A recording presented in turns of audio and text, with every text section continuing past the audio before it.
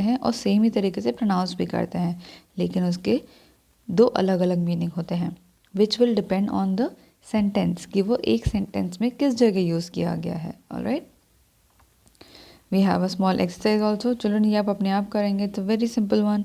आपको सिर्फ वर्ड का सही मीनिंग पहचान के उसका सेंटेंस लिखना है। I will tell you the meaning और आप सेंटेंस लिखेंगे। ओके, बार्क का मैंने आपको बता दिया।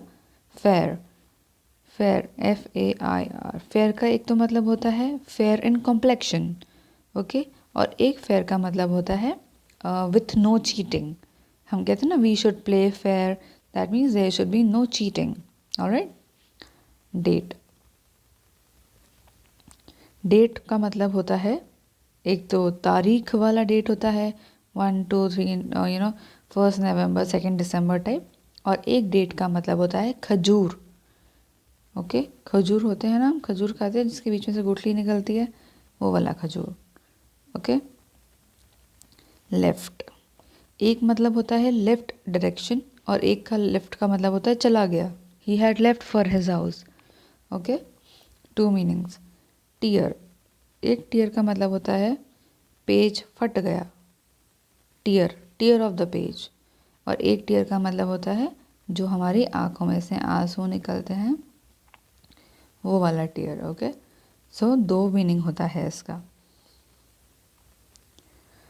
लास्ट इज बुक, एक बुक तो हमें पता है जो हम पढ़ते नहीं हैं, यानी कि जो हमारे कोर्स की बुक्स होती हैं पेज पेपर वाली ना, वो वाली बुक्स होती हैं। ऑलराइट, और एक बुक का मतलब होता है when we book something, when we when we give money and we what should I call it, for example you book your seats in, उसको रिजर्व करा देना, रिजर्वेशंस कराते हैं हम ट्रेन में, तो हम अपनी सीट्स को बुक कराते हैं, हम अपना बुकिंग कराते हैं उस चीज़ की, दैट हमने उसको अपने नेम में लिखवा लिया एक तरीके से। Understand children? If you have any problems children, you can search these words in your dictionary also. You can take help from dictionary also for searching the word meaning of these words. Let's go to the next page. Children, there is a small exercise here. ये मैंने पिछली class में भी discuss किया था, but I could not discuss it because there was a time constraint, video बहुत लंबा हो रहा था। Today I will do it. Suffix, suffix मैंने आपको बहुत बारी बताया है सफिक्स एंड प्रीफिक्स क्या होता है। This you will do on your own, I will do 3 for you maybe, okay, and then you will do the rest. इसमें आपको सिर्फ इसके आगे सफिक्स लगाना है, सफिक्स मतलब वर्ड है, उसके बाद में आपको ये सारे वर्ड लगा के एक न्यू वर्ड बनाना है। ऑलराइट, इनको कहते हैं सफिक्स, जो कि एक वर्ड के बाद में लग के उसका मीनिंग चेंज कर देते हैं। ओके, और मे बी उसका टाइप चेंज कर देते हैं वर्ड का। Let's see children, I will do only 3 for you and rest you will do on your own. Okay, I am doing hour, tyre and bride.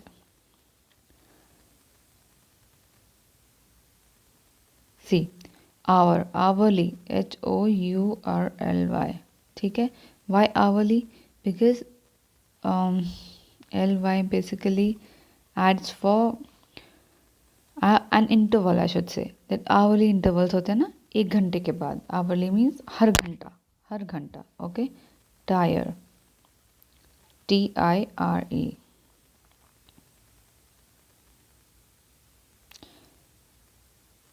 Tireless भी हो सकता है, टायरली भी हो सकता है। Okay, it's TIRE।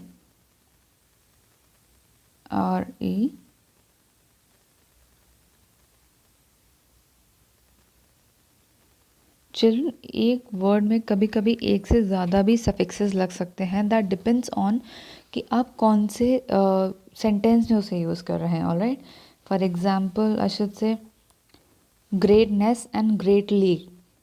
ग्रेटनेस हम यूज़ करेंगे जब हम किसी इंसान के बारे में बात करेंगे, ग्रेटली कभी कभी हम यूज़ करते हैं जब हम थिंग्स के बारे में बात करते हैं, though it is used very less but we can use it. So अगर आपको लगता है कि दो ऑप्शंस हो सकते हैं, so please write both of them in your notebook and I will check it कि वो सही है या गलत है। Alright children, now bride, bridal, okay, bridal. We say na bridal dress, bridal makeup, bridal things, like that. Okay, let's see the next one, that is conjunctions. Children, हमें conjunctions already पढ़ा हुआ है 4th क्लास में. conjunction का मतलब होता है एक ऐसा वर्ड जो कि दो सेंटेंसेस के बीच में जंक्शन बनाए, यानी कि उसको जॉइन करे.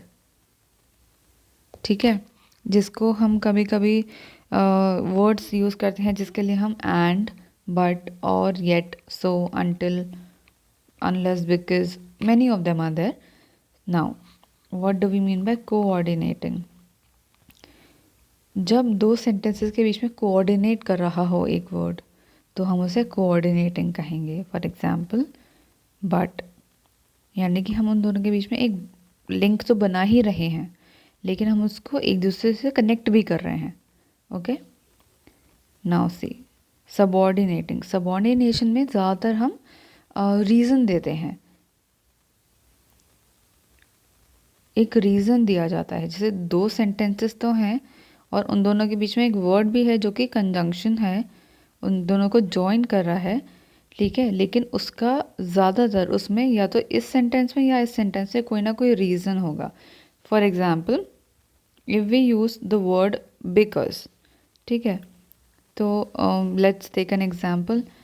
आई ate a lot because I was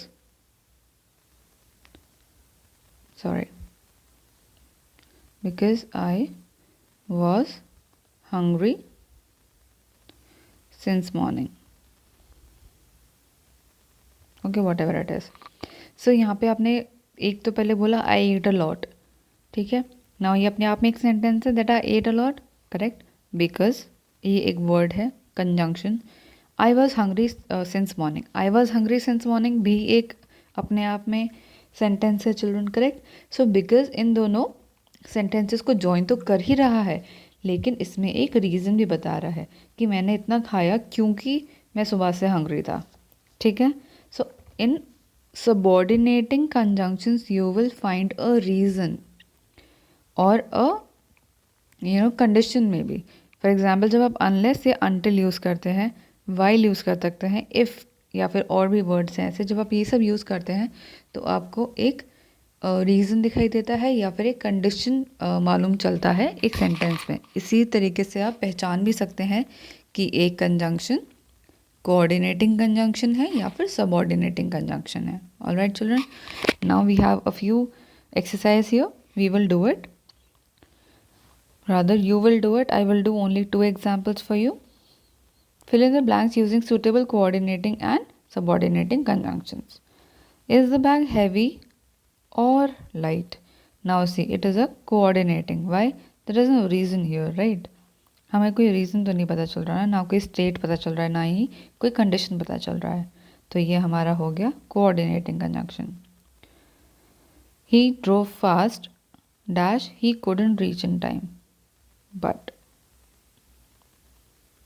okay, again ये हमारा हो गया coordinating. I trust him dash he is a trustworthy person, because ये हो गया हमारा subordinating conjunction. Alright children, this is the way you have to do other exercises, other parts of this exercise also. Let's go to the next page. There is one more type of conjunction children here. It is given correlative conjunction, जहाँ पे हम दो word use कर सकते हैं, दो word एक साथ यूज़ करते हैं. For example unless, until and unless. ठीक है, only, like I will give you this pen only if you do this for me. Okay, for example either or. You choose either butter or jam.